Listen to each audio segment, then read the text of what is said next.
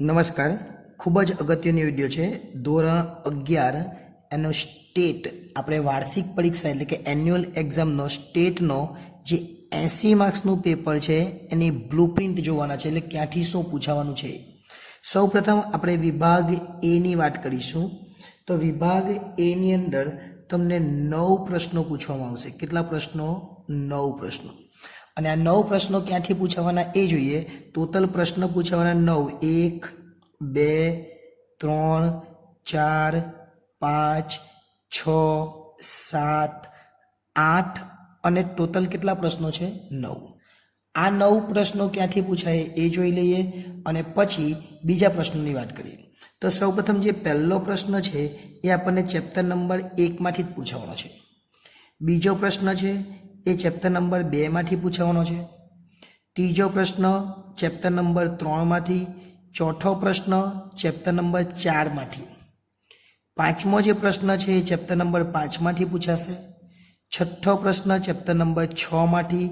સાતમો પ્રશ્ન chapter number 7 માંથી. આઠમો પ્રશ્ન ચેપ્ટર નંબર 8 માંથી અને નવમો પ્રશ્ન ચેપ્ટર નંબર 9 માંથી.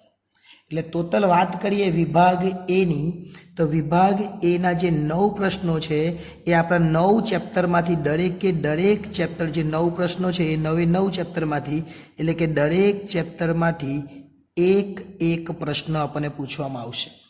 કયા? વિકલ્પોની વાત કરીએ તો વિકલ્પ પછી વાત કરીએ આપણે વિભાગ બી ની. તો જે વિભાગ બી છે એ વિભાગ બીમાં પણ આપણને 9 પ્રશ્નો પૂછવામાં આવશે. એટલે એ વિભાગના 9 માર્ક્સ હતા, એ જ રીતના બી વિભાગના પણ કેટલા માર્ક્સ છે? 9 માર્ક્સ જ છે. એટલે એ વિભાગ આપણા માટે કેટલો હતો? 9 માર્ક્સનો. એક્ઝેક્ટ એ જ રીતના બી વિભાગમાં જોઈએ આપણે તો એ 9 સુધી હતા.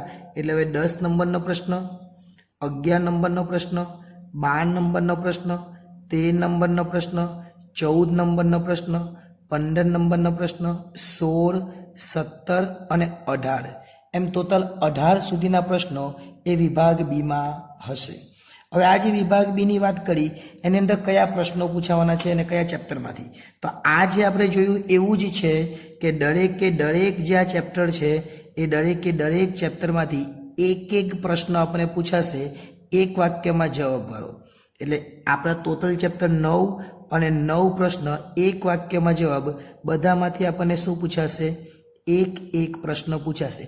ટૂંકો દાખલો પણ પૂછાઈ શકે, એટલે એ આપણે તૈયારી રાખીશું. હવે વાત કરીએ આપણે વિભાગ સી ની. તો વિભાગ સી માટે આપણને ક્યાંથી પૂછવાનું? તો વિભાગ સી એ જે છે એ આપણા માટે કેટલા માર્ક્સનો થવાનો છે? ચલો એ જોઈએ. તો જોઈએ 18 પછી કયો આવવાનો? તો 19. તો એ નંબર લખીએ આપણે 19. કેટલા પૂછાવાના છે એ પણ આપણે જોઈ લઈશું. 19 છે, ત્યાર પછી 20 છે, ત્યાર પછી 21 છે, ત્યાર પછી 22 છે, ત્યાર પછી 23 છે, ત્યાર પછી 24 છે, ત્યાર પછી 25 છે, ત્યાર પછી 26 છે. એમ ટોટલ 8 પ્રશ્નો પૂછાવાના છે. કેટલા પ્રશ્ન છે? 8. એટલે આ 9 પ્રશ્નો પહેલામાં હતા, અહીંયા બીજામાં પણ 9 પ્રશ્નો હતા. એટલે 9 ને 9 18 પ્રશ્નો થયા અને હવે ચાલુ થયું 19થી. એટલે 19થી લઈને 26 સુધી. તો 19થી 26 સુધીમાં કેટલા પ્રશ્નો થયા? 8 પ્રશ્નો. દરેક પ્રશ્નના 2 ગુણ. એટલે આ વિભાગ આપણા માટે 16 માર્ક્સનો થવાનો છે. કેટલા માર્ક્સનો થવાનો છે?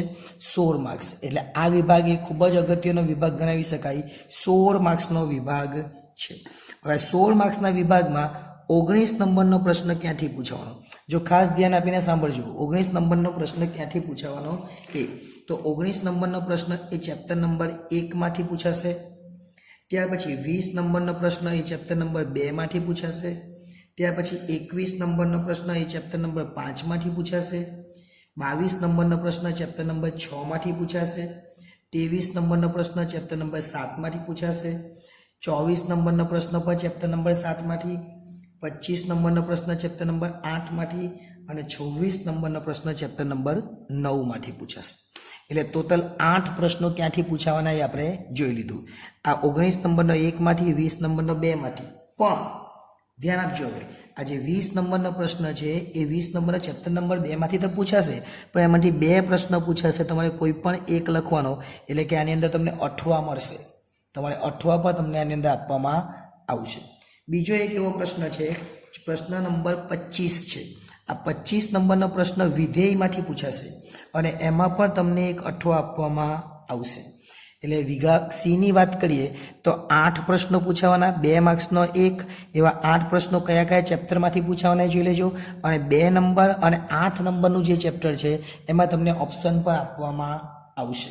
હવે વાત કરીએ વિભાગ ડીની. તો વિભાગ ડી જે છે ટોટલ એફ સુધી આવવાનું છે. એટલે જોજો, વિભાગ ડીની અંદર પણ તમને 8 પ્રશ્નો પૂછવામાં આવશે, 3 માર્ક્સનો 1 પ્રશ્ન. એટલે આ વિભાગ આપણા માટે 24 માર્ક્સનો થવાનો છે. કેટલા માર્ક્સનો થવાનો છે? 24 માર્ક્સનો. અહીંયા તમે પ્રશ્ન જોયા 26 સુધી, 8 પ્રશ્નો હતા. તો હવે પ્રશ્ન આપણે જોઈશું 27 થી. તો આપણે લખીશું 27, ત્યાર પછી 28, ત્યાર પછી 29, 30, 31, 32, 33 અને 34 સુધીના પ્રશ્નો પૂછાવાના છે. કેટલા? વિભાગ ડીની અંદર 8 પ્રશ્નો. હવે જે આ 8 પ્રશ્નો છે એ ક્યાંથી પૂછાવાના એ પણ જોઈ લઈએ. એટલે કયા ચેપ્ટરમાંથી પૂછાવાના એ. તો જે 27 નંબરનો પ્રશ્ન છે એ ચેપ્ટર નંબર આપણને 2 માંથી પૂછાવાનો છે. ચેપ્ટર નંબર 2 માંથી આ 27 નંબરનો પ્રશ્ન પૂછાશે.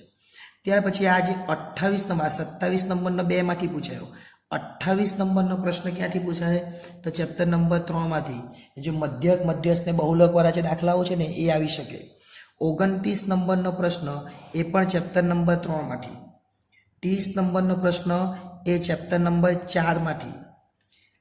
31 નંબરનો પ્રશ્ન ચેપ્ટર નંબર 4 એ પણ પ્રસારમાળામાંથી જ છે.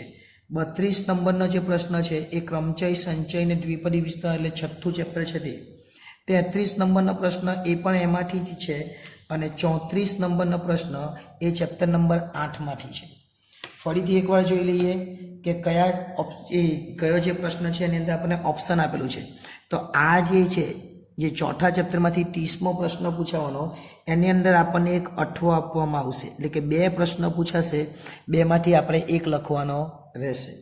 એ જ રીતના જે 32 નંબરનો પ્રશ્ન છે 6થા ચેપ્ટરમાંથી પૂછાવાનો છે, એમાં પણ આપણને એક 8 આપવામાં આવશે. એટલે આ ચેપ્ટરમાંથી આપણને 2 પ્રશ્ન પૂછાશે, 2 માંથી આપણે 1 લખવાનો. ચોથા ચેપ્ટરમાંથી પણ 2 પૂછાશે, એમાંથી આપણે 1 લખવાનો. હવે વાત કરીએ વિભાગ ઈની. તો વિભાગ ઈની અંદર આપણને ટોટલ ફક્ત ને ફક્ત 3 જ પ્રશ્ન પૂછાવાના છે. એટલે એ 3 પ્રશ્ન કયા છે એ પણ આપણે જોઈ લઈએ, એટલે આપણને વધારે ડિટેલમાં ખબર પડે.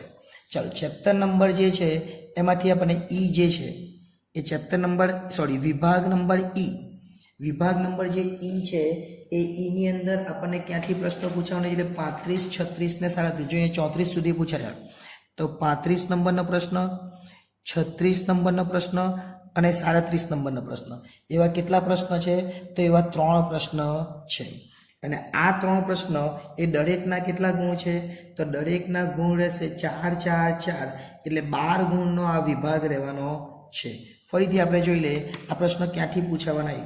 તો આ 35 નંબરનો જે પ્રશ્ન છે એ ચેપ્ટર નંબર 2 માંથી પૂછાશે. 36 નંબરનો જે પ્રશ્ન છે એ ચેપ્ટર નંબર આપણને કેટલા છે? 36 નંબર એટલે 4 નંબરમાંથી. અને આ જે 37 નંબરનો પ્રશ્ન એ ચેપ્ટર નંબર 9 એમાંથી આપણને પૂછાવાનો છે. પરંતુ જે આ જે છે એની અંદર આપણને એક 8 આપવામાં આવશે. એટલે એ પણ ખૂબ જ અગત્યનો ગણાવી શકાય. એટલે 35 નંબરનો પ્રશ્ન ચેપ્ટર નંબર 2 માંથી, 36 નંબરનો પ્રશ્ન ચેપ્ટર નંબર 4 માંથી અને 37 નંબરનો પ્રશ્ન ચેપ્ટર નંબર 9 માંથી પૂછાવાનો, અને એમાં એક 8 આપવામાં આવશે. હવે વાત કરીએ વિભાગ એફની. તો વિભાગ એફની અંદર આપણને 2 જ પ્રશ્નો પૂછાવાના છે અને 2 પ્રશ્નના 10 ગુણ રહેશે. એકના 5 માર્ક્સ, એટલે એના ટોટલ માર્ક્સ કેટલા થવાના છે? 10 માર્ક્સ થવાના છે. હવે આ જે 10 માર્ક્સ છે એ ક્યાંથી પૂછાવાનું એ પણ જોઈ લઈએ. તો 10 માર્ક્સવાળા 2 પ્રશ્નો છે આપણે 37 સુધી પૂછાયા. તો હવે પ્રશ્ન નંબર 38 અને પ્રશ્ન નંબર 39 એવા 2 પ્રશ્નો આપણને પૂછાવાના છે. આ 2 પ્રશ્ન ક્યાંથી પૂછાશે? તો 38 નંબરનો જે પ્રશ્ન છે એ ચેપ્ટર નંબર 3 માંથી પૂછાશે અને 39 નંબરનો પ્રશ્ન છે એ ચેપ્ટર નંબર 5 માંથી પૂછાશે. પણ જે 38 નંબરનો પ્રશ્ન છે એની અંદર આપણને એક અઠવા પણ આપવામાં આવશે, એટલે કે ત્રીજા ચેપ્ટરમાંથી 2 દાખલા પૂછાશે, તમારે 1 લખવાનો રહેશે. એટલે આ હતું આપણું ધોરણ 11. આ ધોરણ 11 સ્ટેટનું 80 માર્ક્સનું પેપર કેવી રીતે પૂછાવાનું છે એની સંપૂર્ણ માહિતી. જો વિડીયો ગમ્યો હોય તો હવે લાઈક કરજો, અને ચેનલને સબસ્ક્રાઈબ ન કરી હોય તો ચેનલને સબસ્ક્રાઈબ પણ કરી લેજો, અને જો વિડીયો ગમ્યો હોય તો બીજાને પણ શેર કરજો. નેક્સ્ટ ટાઈમ જ્યારે મળીશું ત્યારે બીજા એક વિષયની બ્લુપ્રિન્ટ સાથે આગળ વધીશું. આભાર.